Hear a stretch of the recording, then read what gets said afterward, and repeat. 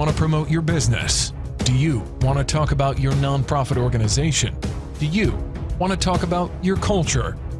Introducing the online web TV, Afrique Today. Fogham, where you can watch us live at the same time on 4 platforms: Facebook, YouTube, Twitter, and using the Afrique Today app. Download our app today for Android or Apple. Promote your business today. For more information, go to www.afriquetoday.com. Afrique Today, the best of digital TV. Avez-vous besoin de nourriture? Appelez le 311 et demandez le centre d'appel d'accès de nourriture. Notre centre d'appel peut vous mettre en contact avec des ressources telles que Snap qui vous aidera à payer vos courses. Vous pouvez également recevoir de la nourriture et des plats préparés d'organisation de tout le comté. Le personnel du centre d'appel parle plusieurs langues et aide les membres de la communauté en anglais, espagnol, chinois, coréen et dans d'autres langues. Pour plus d'informations, visitez notre site www.montgomerycountymd.gov/covid19-food et vous serez informé des dernières ressources alimentaires. Encore une fois, appelez le 311 pour être connecté au centre d'appel d'accès de nourriture. Watch Democracy Grow, in collaboration with other Diaspora organizations, are delighted to invite you to the 2020 Annual Zoom Conference, scheduled to take place October 24th, 25th, 26th, and 27th from 9:30 a.m. to 2:30 p.m. Eastern Standard Time. This year's theme, Building a Healthy and Wealthy Africa. And for the topics to be discussed, do not miss these as well. Just go to watchdemocracygrow.org and register for this conference by clicking the event button. Then go to Zoom registration. But also, as you watch democracy grow, don't forget that early voting starts October 26th in Montgomery County, Maryland.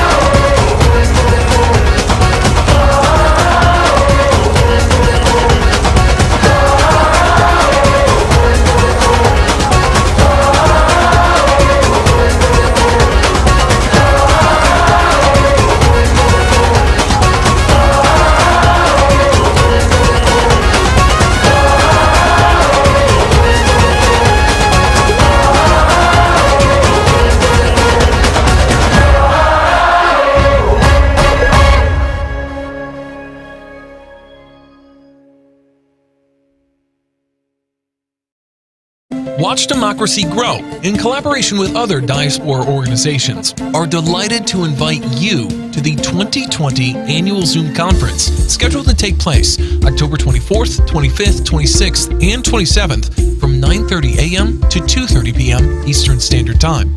This year's theme, Building a Healthy and Wealthy Africa. And for the topics to be discussed, do not miss these as well. Just go to watchdemocracygrow.org and register for this conference by clicking the event button. Then go to Zoom registration. But also, as you watch democracy grow, don't forget that early voting starts October 26th in Montgomery County, Maryland.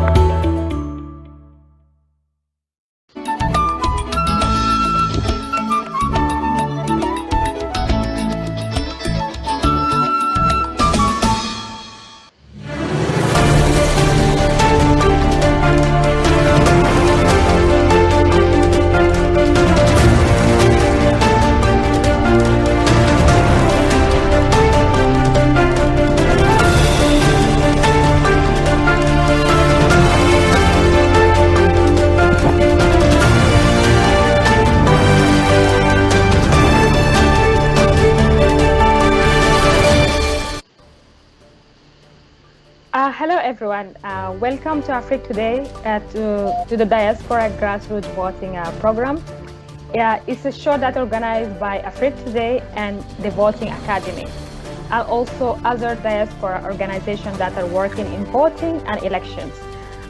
Some of these organizations are Watch Democracy, Elite Soccer Academy, Global Peace Foundation, Democracy Grow, and Pan-African Movement Women for Democracy, politician organization.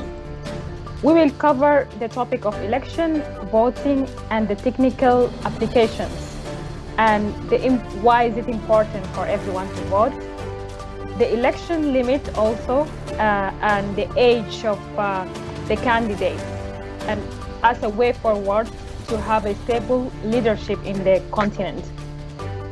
So please join us.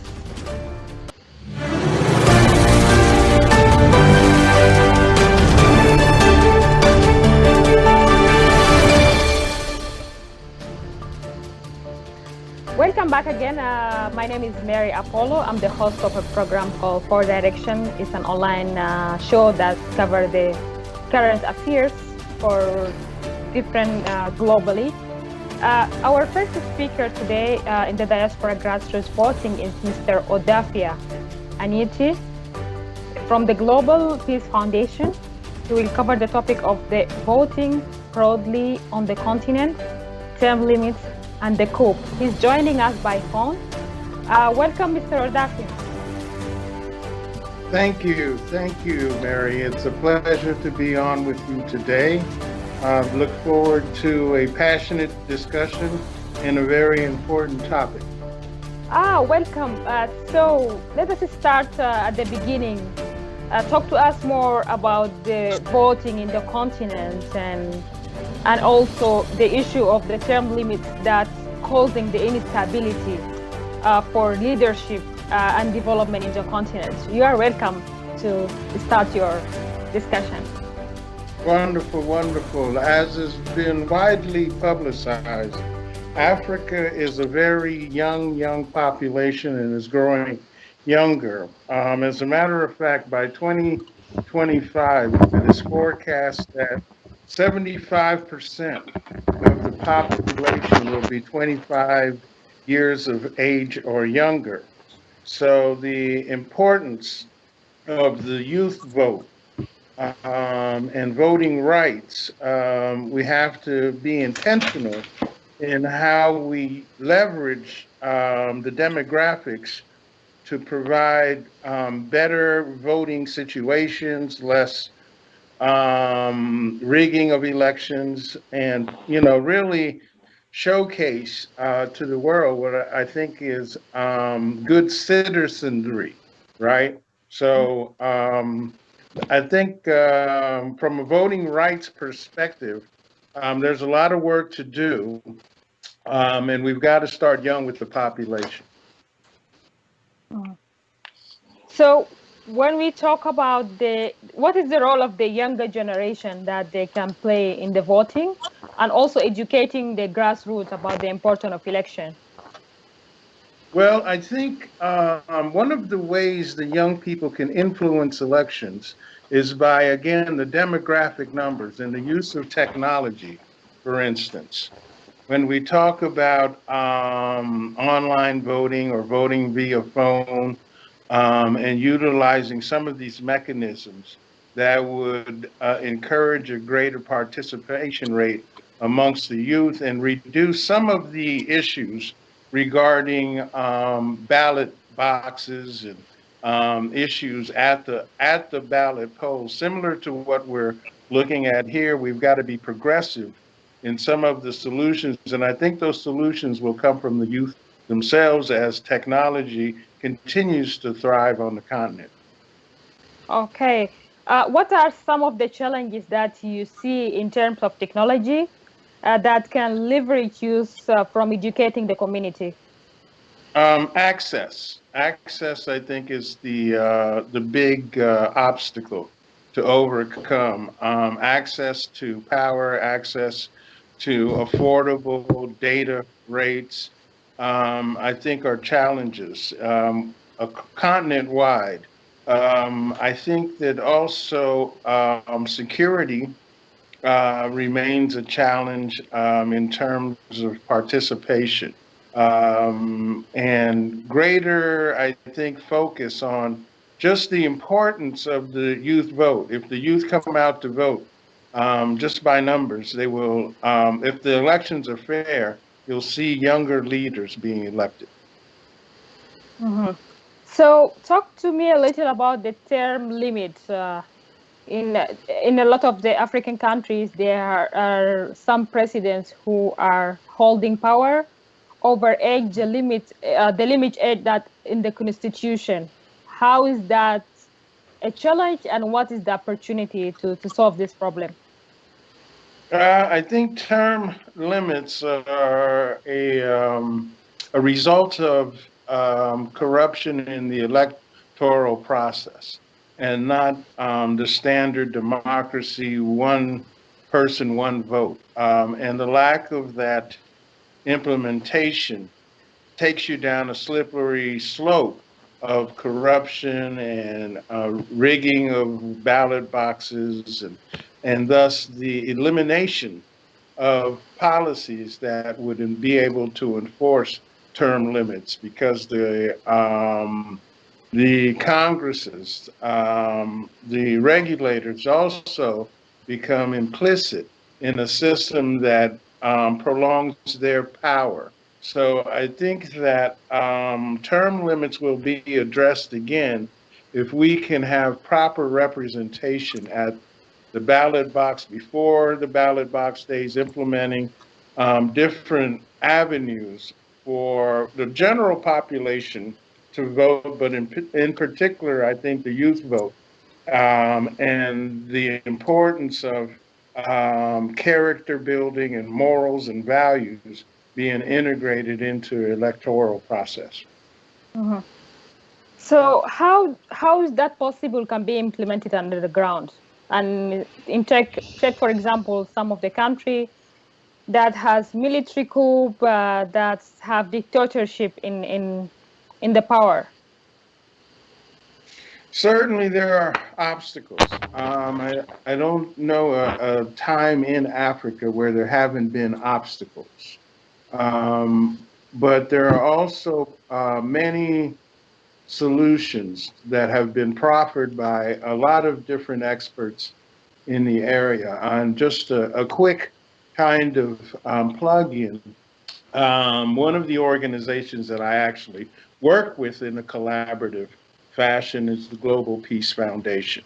So peacekeeping, peace building, peacekeeping is an ongoing process. I think it's the same thing for electoral reform on the continent. We have to take a look at and be honest about what we have, make whatever improvements that can be done now, but also look toward a future where we can integrate technology, we can integrate character building and morals and values bringing, and the value of good citizenry, right? Ultimately, it's going to boil down to, are we able to advance the population on the concept of good citizens and what it takes to be a good citizen? So how do you see the people in the diaspora also can be part of that, to support that in the continent? Well, I think that economically, the amount of billions that exist within the diaspora community and the remittances that are being sent back already have a big impact on policy. Even if there isn't the value of a vote that's implemented at this particular time, I think that, you know, dollars or pounds, euros, whatever the denomination is, can definitely have an impact. I think also the building of political action committees that are not party generated, but more regional or Africa-wide interests can be driven by the diaspora population. Okay, So you talked about earlier about the technology and the voting. Just in terms of educating the general literacy, how is that possible? We can reach those people on the grassroots and teach them about technology. Very good question. Very good question. There has to be an intentional effort by policymakers, by educators, by industry to really address the workforce gaps that exist between what degree holders have and what industry really looks for in terms of skills, especially within the digital skills arena. There is no sector that hasn't been impacted by the internet, by mobile, by wireless. We're just advancing more into technology such as blockchain, cryptocurrency, cyber security, automation, robotics, right? That really put the workforce at risk if there isn't an intentional effort to do the capacity building that is going to be required for the workforce of the future. This is a global economy. And for example, if I wanted to get someone trained in robotics and drones, right? That's a certification that can be carried globally and with an earning potential that, gives hope to the young population that if I get this particular skill or certification, then I'm employable not only in my home region, but on an international perspective. Okay, I think, thank you, Mr. Rodafia, Anity from the Global Peace Foundation. I think maybe I can get back to you. So Mr. Rodafia talked about technology, use and technology and the access to power, and that the absence of technology is limiting the security also, and the corruption and the policy making that we need to implement in the continent. Also about how the diaspora can be part of supporting economically in the continent to improve some of the policies and work on it. And he also talk about the importance of needs for qualified leaders in technology that can help teach the community. Next, I'm going to our next speaker, Ms. Wayne Kunyi from the Politiken organization. Welcome, Ms. Wayne. Thank you so much. My name is Okaru-Bisant, and I'm the CEO and co-founder of Politicking. I can share a little bit more about Politicking if that's okay with you, Mary. Yeah, welcome, sure. So Politicking is a social political mobile application. Really the purpose of Politicking is to galvanize millennials from the ages of 18 to 35 or even beyond that to really engage with politics at a state, local, and federal level. So some of the ways in which we do that is, number one, you can download it. It's an app on your smartphone. It's in the iOS and Google Play Store. The first thing we'll ask you is to create a virtual voter ID card. So really what you're able to do with that is put in your address, and it will show you the legislators that actually currently represent you in office. So we go as micro as your mayor, city councilman or woman, superintendent, all the way up to the presidential election that we're seeing now. And really our purpose at Politicking is to emphasize the fact that politics, local politics, are just as important as politics that we're seeing on TV every single day, because we think it's important that you pay attention to who's mitigating policy in your backyard, who's dictating where your kids go to school, who's fixing the potholes in your roads. And that's just as important as coming out to elect the next president of the United States. So that's a little bit about how Politicking focuses on our particular target demographic. And how does the application work in terms of teaching the citizen about the voting, the candidate that they have? That's a great question, Mary. So what we do is once we are able to geo-target you via address, we're actually able to show you who's in office and also show you the campaign platforms that they're running on. We're a nonpartisan entity, so we don't really care if you vote to the left or to the right. Our concern is that you're voting in an educated and informed fashion. We also have a feature on the app called the 411, which gives you information about local news, whether that be education, national security, immigration. We break it down into 8 areas of context that you can choose on depending on what your area of interest is.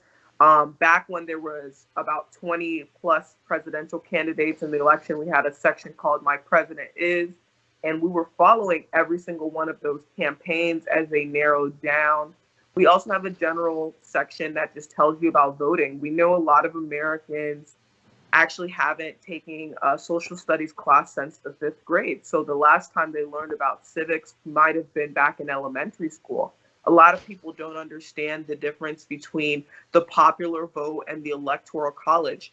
These are all things that we break down within the app. We break down the different political parties, whether that be Democrat, Republican, the Green Party, Working Families Party. These might be things that some people have never heard of, but they can familiarize themselves with that type of terminology on the application. And again, you guys can download it. It's POLITICKING, and you can find that in the Google Play or Apple stores right now.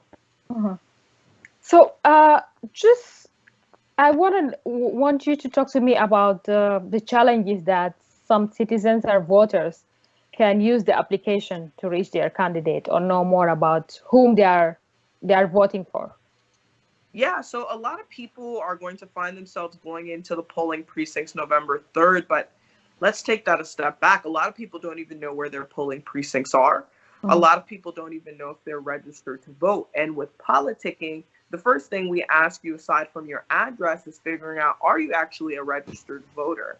And there's actually a way to check and verify that through the application, because the number one thing that people have to understand is that before educating yourself, before anything else, you have to be registered to vote. And with the examples of voter disenfranchisement we've been seeing in this country, oftentimes that's very hard for people that look like you and me. So we have to make sure our number one step is that we're registered to vote. Our number 2 step is that we're voting in an educated, informed fashion. So politicking, we consider ourselves unique from a lot of the different movements, because when you look at a lot of the global organizations that are focusing on voting right now, for example, the First Ladies When We All Vote, excellent organization, but it's focused on voter registration. Politicking takes it one step further to figure out, what do you do after you're a registered voter? Who are you actually going to vote for? Another thing that people get stuck on, Mary, is the amendments and referendums. They're often written in that very complicated, convoluted legalese jargon that a lot of people just don't understand. People don't know if they should vote yes or no on Amendment 4 or 7 or 10. And we break that down into layman terms, and we actually break down what a vote yes means and what a vote no means, so that you can actually figure out what's going to affect you the best, and you can vote and feel confident about the issues you're voting for. Mm-hmm. Do you think that your applications will have, you will work more about giving session to people about politics, about history, and what it takes to, for example, to have a democratic government? Yeah. In the future? In the future. Yeah, no, I think that's exactly what we want to do in the future. There's so many things we want to do in the future with politicking, particularly leaning into ways to make voting easier and a more streamlined process.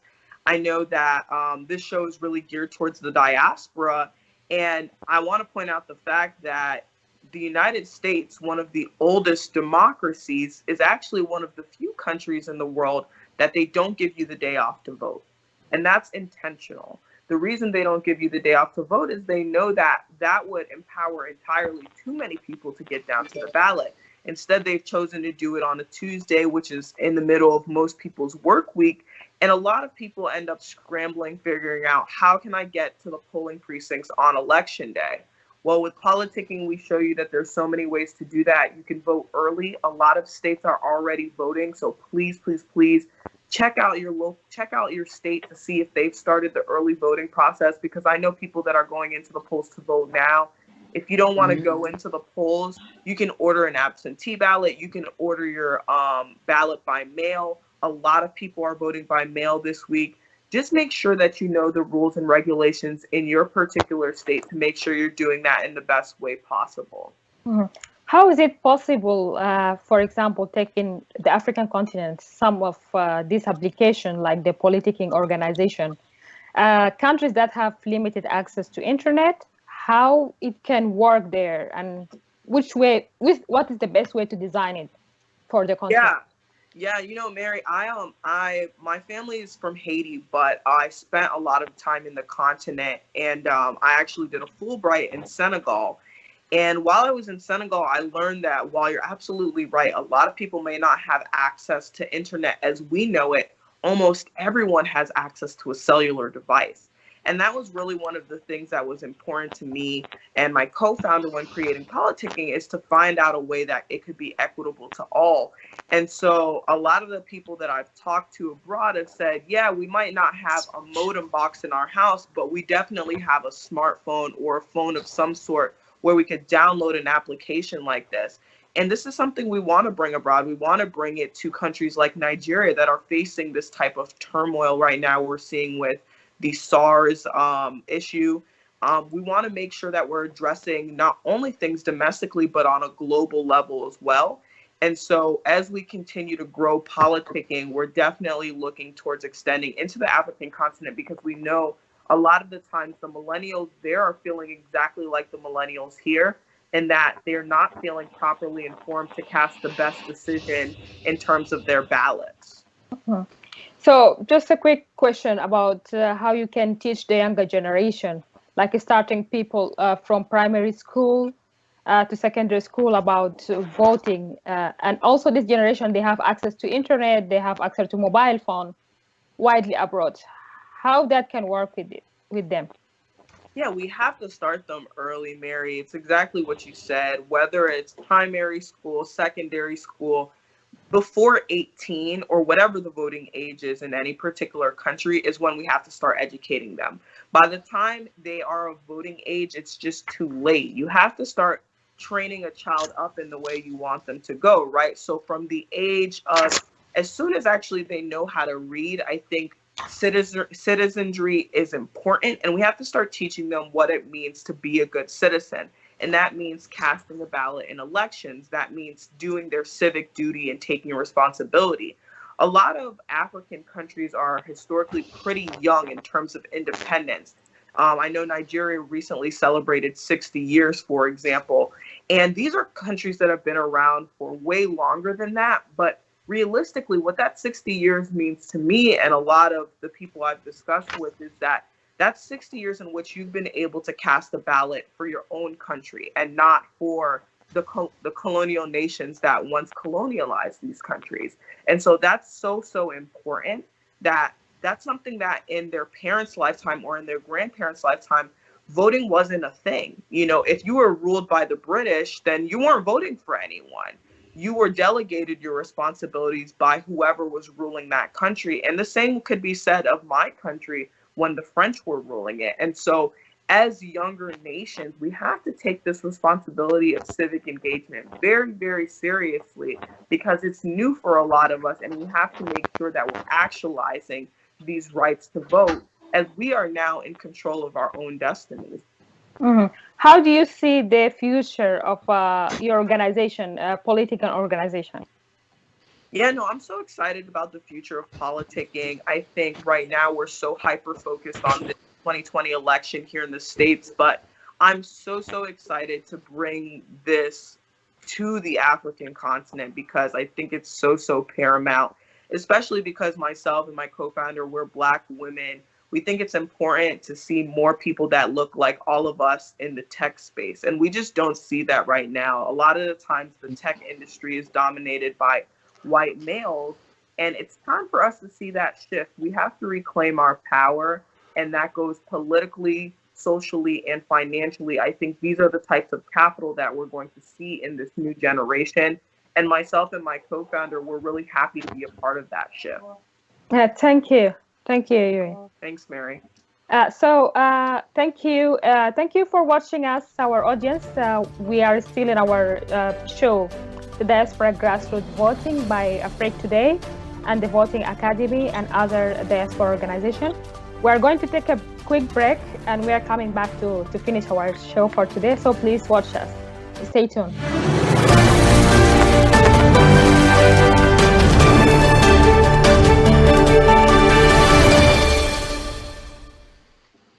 Do you want to promote your business? Do you want to talk about your nonprofit organization? Do you want to talk about your culture? Introducing the online web TV, Afrique Today. Fogham. You can watch us live at the same time on 4 platforms: Facebook, YouTube, Twitter, and using the Afrique Today app. Download our app today for Android or Apple. Promote your business today. For more information, go to www.afriquetoday.com. Afrique Today, the best of digital TV. Watch Democracy Grow, in collaboration with other diaspora organizations, are delighted to invite you to the 2020 Annual Zoom Conference, scheduled to take place October 24th, 25th, 26th, and 27th from 9:30 a.m. to 2:30 p.m. Eastern Standard Time. This year's theme, Building a Healthy and Wealthy Africa. And for the topics to be discussed, do not miss these as well. Just go to watchdemocracygrow.org and register for this conference by clicking the event button. Then go to Zoom registration. But also, as you watch Democracy Grow, don't forget that early voting starts October 26th in Montgomery County, Maryland. Avez-vous besoin de nourriture? Appelez le 311 et demandez le centre d'appel d'accès de nourriture. Notre centre d'appel peut vous mettre en contact avec des ressources telles que Snap qui vous aidera à payer vos courses. Vous pouvez également recevoir de la nourriture et des plats préparés d'organisation de tout le comté. Le personnel du centre d'appel parle plusieurs langues et aide les membres de la communauté en anglais, espagnol, chinois, coréen et dans d'autres langues. Pour plus d'informations, visitez notre site www.montgomerycountymd.gov/covid19-food et vous serez informé des dernières ressources alimentaires. Encore une fois, appelez le 311 pour être connecté au centre d'appel d'accès de nourriture.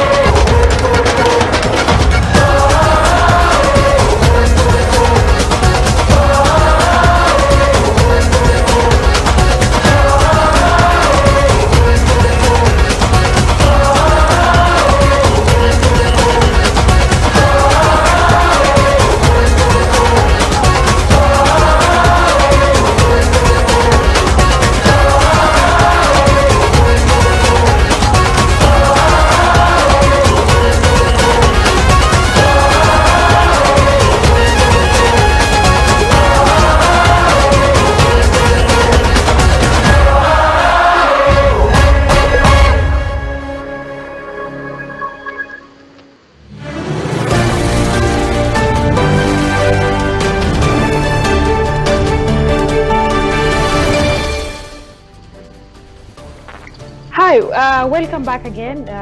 Welcome back to the Diaspora Grassroots Voting. It's a series, it's a show that organized by Voting Academy and Afrique Today, and also other diaspora organizations like Watch Democracy, Alice Soccer Academy, the Global Peace Foundation, Democracy Grow, Pan-African movement, Women for Democracy, Politician Organization. We are still in our show, where our topic we are covering the election and voting and the technological application, also the term limits of the election, and why is it important to vote. So we are moving ahead in our session, and we have our third speaker, Ms. Mary Yauri. She is from the Democracy Grow. She will talk to us about the voting in general and also including focusing more in women participation in voting. Welcome, Ms. Mary. Thank you so much, Mary. My name is Mary Uera, and I'm the coordinator for Watch Democracy Grow. Thank you for having me. Welcome. So first please tell us about more about your organization, Democracy Grow. What the organization do? Okay, the organization is, the vision is to integrate democracy, not to promote, because promotion has been there, but integrating democracy is what we work on through participation like this one, partnering with the different organizations that are doing that activity as well, so that we integrate it in general. Mm-hmm. So when you talk about integration, how does that work? Okay, pretty much is like, usually when you pass a policy, it is supposed to be implemented. Mm-hmm. So integration is like implementing democracy, really making it work on the continent of Africa. That is our focus. But also, currently, we are also seeing it here. So we are making it grow here too as well, though we thought that it was on a level. But again, working democracy is a correction. It's a progressive work. So pretty much it's what we are doing and why we are having these kind of discussions as well. Mm-hmm.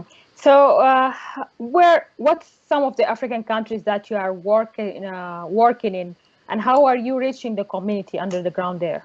Okay, so basically we started 2016, and the first integration was in diaspora here, because that's where, when you are taking an organization, we also look for where the political environment is going to allow the organization to thrive. So talking of democracy, US is the best you can ever start in. So we started here, then integrating into the diaspora groups. And now we are focusing on different countries. We have been into Kenya. We are partnering with the Kenya. We are now partnering with a few grassroots in Nigeria. We hope to start also with the Ghana, because that is also a pivot for Africa, and as well as Kenya, because those are countries which are really progressing on a right path in as far as democracy and integration. Mm-hmm. Tell us more about the voting. Why is it important to vote? Okay, first of all, what is voting? Voting is a formal expression of our preference for a candidate or for a resolution that we are debating on. So having that in mind, we ask ourselves, why is voting important anyway?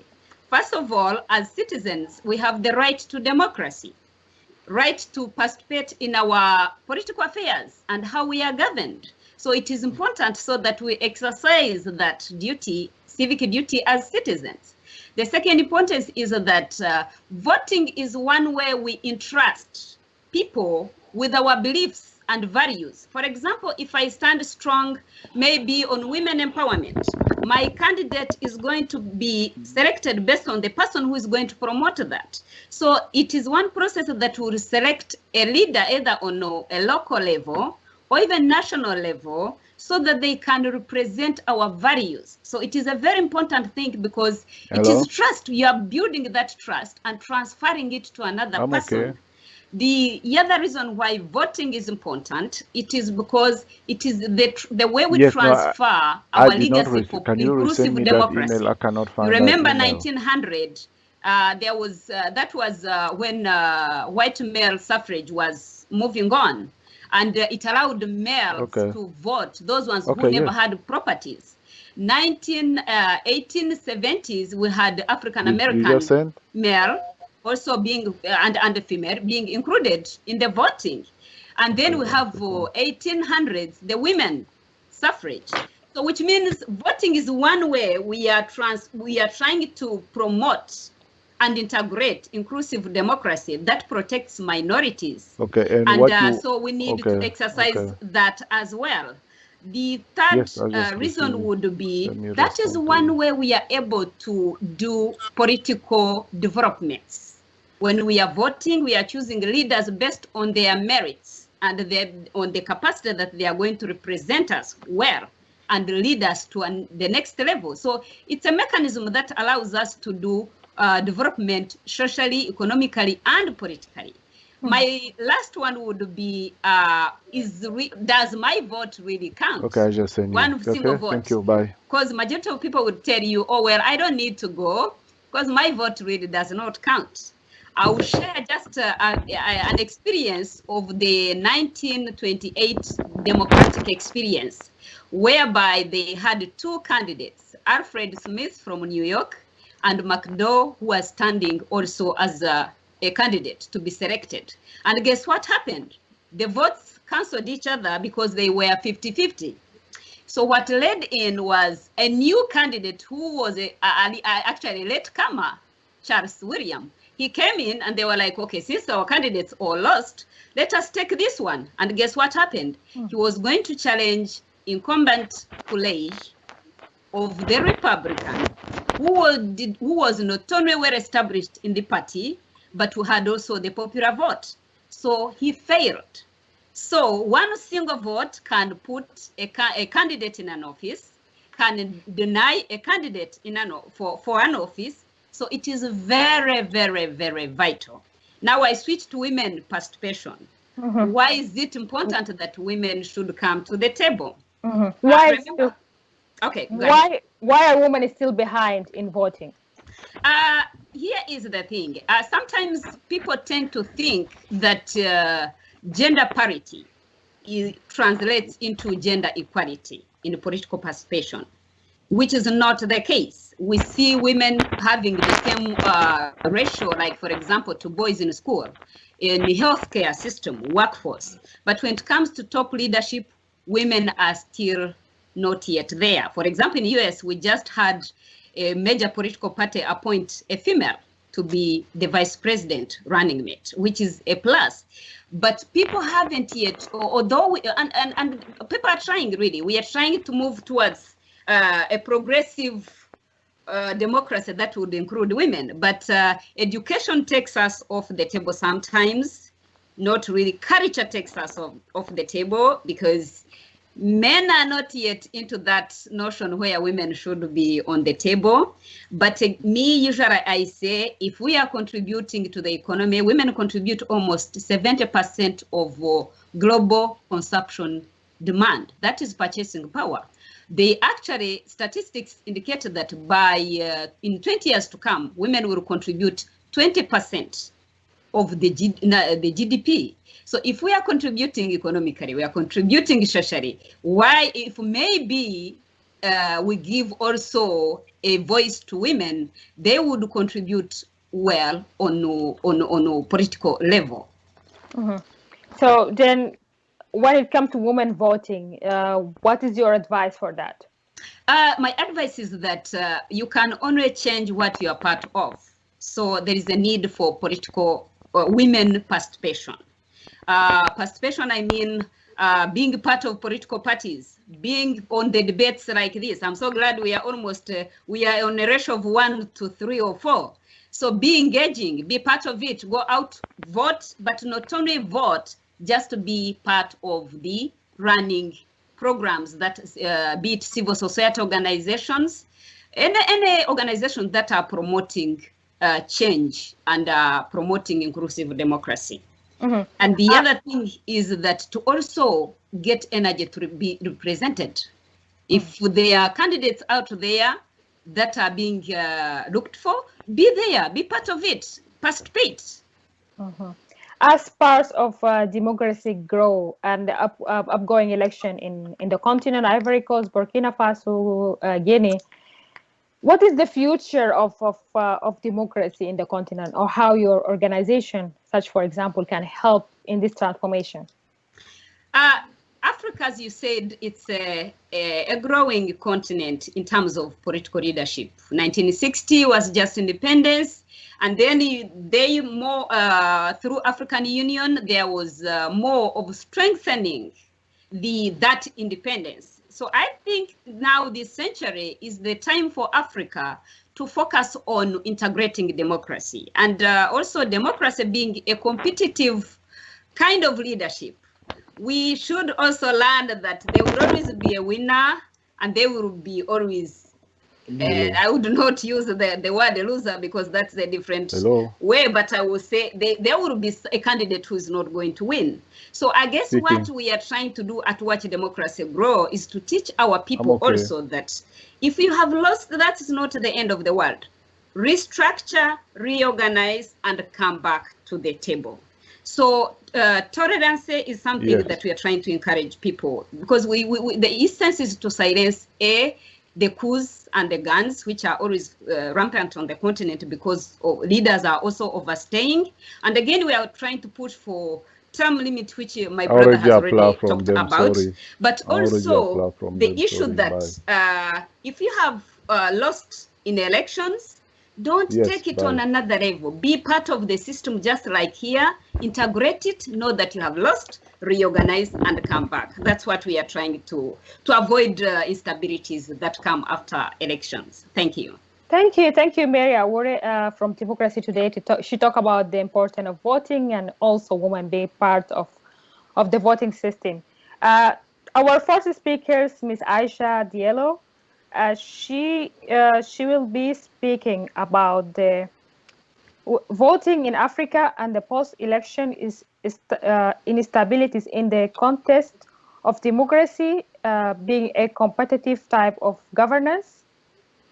Ms. Aisha, welcome. Thank you, Miss Mary. Thank you for inviting me. My name is Aisha Biro Diallo. I'm the co-founder of Pan-African Movement of the Democratic Women. I want to just emphasize about the movement. It came last year. We decided to do that because, like my two sisters said, women are the breadwinner of the family, right? And even in the US, like he said, it's been how many ages since women start voting, have the right to vote, right? But we are not really in the decision table. And like they say, if, like my dad used to say, I came from a political family back home. If you didn't do politics will do you. So the way is you have to be involved. And in Africa, especially in Africa, women are not seen as, politicians. Because once you do politics or you're going against a man, it looks like you think you are equal. And the movement is to protect women's right in democracy, in politics, and encourage women and girls to be involved. Being in politics doesn't mean you're gonna shout out to your husband or to your dad or brother who's running against you. It's just once you are on the table, when the decision comes, you decide for yourself and then decide for the woman over there, because like in the US, we know about women's rights, abortion and all that. Right now, we are fighting for the US Supreme Court, the next nominee, because everybody's worried what's going to happen. So it's the same thing. That's why we decide, me and my co-founders, to build this so we can start going to Africa, because Africa, we talk about democracy, but if you look at it, really, the word democracy, at least 75% of the population doesn't understand what democracy means. So that's why the decision came to do this. Like we said, we start from America, we go to Africa. So the people will learn democracy. Once you are in politics, it doesn't mean it's your enemy. You are just in a different position you are an adversary. You are not enemies. In Africa, we take politics as enemies. Once you are in, I'm on the other side, we are enemies. So we have to, that's what the movement are for. And I hope we're going to join hand and build it. We just started 6 months ago. We partnered 3 weeks ago with UNESCO for Peace. in democracy. So, and this is the second one with Miss Mary. So that's what the how voting, like the political, can bring the political stability in the continent. Like I said before, right now we have been backsliding in democracy in Africa, right? Like in the 1960s, like in Guinea, for example, we start talking about democracy in the 90s. You know, we did when the French decide now we have to be part of the democratic world. But how they use it, the voting is very important. But Africa, we just use the word vote, and the person is in power. Who does he want to leave? They always rig the elections. The elections are always rigged. And like when I said like we have been a backsliding in Africa, especially in sub-Sahara Africa, the West African countries, like my country, Guinea, Ivory Coast, because if you look at that part of Africa, in Ghana, they're in democracy. They do elections, they vote. In Senegal, since the 60s, they start voting. And in Nigeria, we see it coming. But particularly if you look at I can give Guinea because right now we are in the fight of the soul of our young democracy. Our first elected president, first democratic elected president, who had said he was a Pan-African guy who fight for 40, 45 years of his life in politics, just change the constitution because that's the way they do. They change the constitutions to stay in power because once the constitution has changed, it looks like he turned the clock back. So they don't consider the past. So our election is 5 years, you renew it once. He did the 2-term, and now he had changed the constitution and he's running for 3rd term. So, like Miss Wayne, my sister Wayne said, the technology, how to educate people to protect your vote. I think Africa, we have to start that. Look at right now, in Guinea, we are in America as a Guinean US citizen, but we cannot vote. We cannot participate in this election. We have on next Sunday, the 18th, because of the COVID, they are not getting visas. That's the excuse they give. But if the technology was there, we can vote online, we could vote. But our leaders, they don't want that because they will be so controlled. No, but once you vote you pick up your phone, you vote, you can control your vote. You know who you vote for. If you can, just like said, for example, in Maryland, 80% of the vote went to Biden, or people will know. So once we are involved and know the right of voting, because that's the only way we can express ourselves, we can control change. I will actually encourage, like Miss Wayne, my sister Wayne, to encourage young kids to be involved, young girls, especially girls, women. If we are involved, because, when we go to school, when we both was young, we come home, we don't see daddy in home, we see mommy. Even though they didn't go to school, they will take, what did you do at school today? Do you have a homework? So if we start interacting, telling the importance of voting, it's not saying no to your brother or to your sister or to that man, or it doesn't mean you are not the woman, you are feminist. No. So educate, that's the importance of protecting the vote. It starts home. Democracy start home. When you democracy home, the trend will go over. So right now in my country, we know if the election was fair and clear, my president won't win. He won't win the election. But we know it's not going to be fair and clear, and he will come out and say he won, and then it's going to be fight. We are scared to become the next Rwanda, but because that's where we heading. We are at the heel. In Guinea, this is the first time in my lifetime that I remember people vote right. A woman become candidate. We have 2 women candidates. Both of them had worked with this president. Guess what? You know, like always when women come to politics, they will try to pull us down. Either they will use our past life or they will use our past, they will lie. And then we get scared to pull back and say, oh, did you see the first one who did it? How the person went? So we have to break that barrier. We have to break that barrier. If you look at Europe, a lot, they have done it in America, but we still, Africa, we have a lot to go through. So how your organization, Pan-African Movement Women for Democracy, can help with resources in Africa to teach people about voting and election? Yeah, what we are doing, we're trying to partner with like the India and the people that do democracy, the institutions, so we can go teach girls, educate them to integrate. Like Mary said, we have, because it's already, you know, the communication is all the democracy, women, kids. So once we go, we involve, you know, like when we go, we don't gonna tell them, we come in to tell them what to do.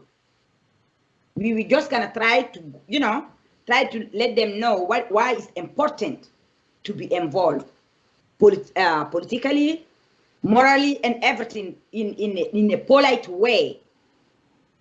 You know, it's not like, okay, if you put girls, that's the way we're trying to use our resources to do it. Hopefully, COVID will end after 2020, and we can start go on the ground. We start from Guinea, and all of you, we can partner, we go around, because that's what we do. And because, like, I always like to give the example of the former president of Liberia, right?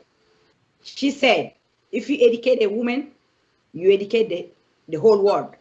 Because it's only women can have a child, make that child grow and let that child go, live with another family. So it's like politics. It's only women can be beating, jumping, killing, having lost everything and become a president and decide this is the end of my term, I have to do the transition peacefully. So since that the day I say, this is it. This is why the call I was waiting for, to go educate women. Because I, like the last time I told Mary that if women was running the world today, we'd be in peace. Thank you, Ms. Aisha Diallo. Mr. Yauri, I have a question back, quick question. Mr. Odafia, I'm getting back to you. The question of, there is campaigns right now in the continent, like silencing the gun, the democratic elections. How can we address these issues to be more effective and get a feedback from the policymakers on it? Thank you for the question. I think that the logical thing to really address is safety and security. Just like any riots here, you don't want to unnecessarily put lives at risk without having a secure or security infrastructure that is able to support dissent at any level. As you mentioned earlier, someone mentioned SARS in Nigeria, right? Here's a situation where because of a lack of a security infrastructure and policymakers aren't aligned, you have people really putting themselves at risk. So I think that the first thing that you can do or try to do is to look at the security infrastructure that will support dissent, be it protests of any kind, be it, any kind of issues relating to the current leadership and the failures of that leadership to address the needs of the people. Thank you. Thank you, everyone. We reached the end of our program for today, the Diaspora Grassroots Voting. It's an event hosted by Afrique Today and the Voting Academy. Also partner with other organizations like Watch Democracy, Elite Soccer Academy, Global Peace Foundation, Democracy Grow, and Pan-African Movement for Women Democracy Political Organization. We cover the issue of election and technology, and also the limit age and the importance of voting. I was joined by Mr. Odafio Eneti, from the Global Peace Foundation. Thank you, Mr. Adafi. You're welcome. Thank you for the opportunity. Yeah, you're welcome. And Ms. Wen Kone from the organization of Politiken Organization. Thank you. Thank you for having me. Welcome. Ms. Mary Awuri, she's from Democracy Now! Thank you for hosting us. Welcome. Ms. Aisha Diallo from the movement, Pan-African Movement Women for Democracy. Thank you, Ms. Aisha. Thank you for having us. Thank you. Welcome. Vote. The only way you can talk, vote. Our voice counts. Okay. And thank you for the audience that watching us today in the Diaspora Grassroots voting. This is the end of our show for today. My name is Mary Apollo. I'm the host of a program called Four Directions. Please join and follow my platform. Thank you for everyone. See you in another session and another Diaspora Grassroots voting show. Thank you. Bye. Have a good day. Thank you.